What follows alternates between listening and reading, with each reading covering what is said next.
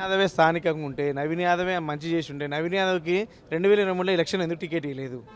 Naveen Yadav correct అయి ఉంటే ఎందుకు ఇవ్వలేదు? ఒకటి ఈ రాష్ట్ర ముఖ్యమంత్రి నవీన్ యాదవ్ గెలవడం ఇష్టం లేదు. నవీన్ యాదవ్ గెలిస్తే యాదవ్కి మంత్రివర్గంలో తీసుకోవాలా? నవీన్ యాదవ్ తీసుకునే దమ్ముందా? ముందర ప్రకటించే దమ్ముందా? అంజన్ కుమార్ యాదవ్కి ఇవ్వచ్చు కదా.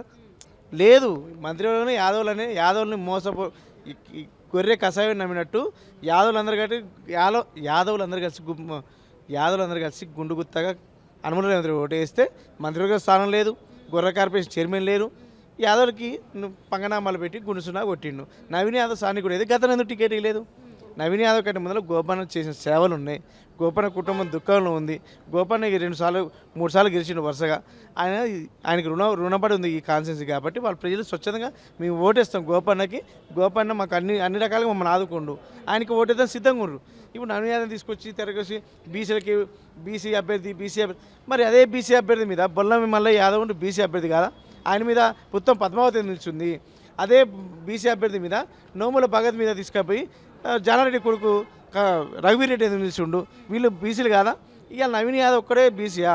నేనేమంటున్నా అంటే నవీన్ యాదవ్ గెలవడం ఈ నర్మల రేవంత్ రెడ్డికి ఇష్టం లేదు. ఒకవేళ గెలిస్తే ఈ యాదవ్ మంత్రివర్గంలో లేరు. మరి ఆయన తీసుకునే దమ్ము ఇంకుందా? ప్రకటించాలి కదా.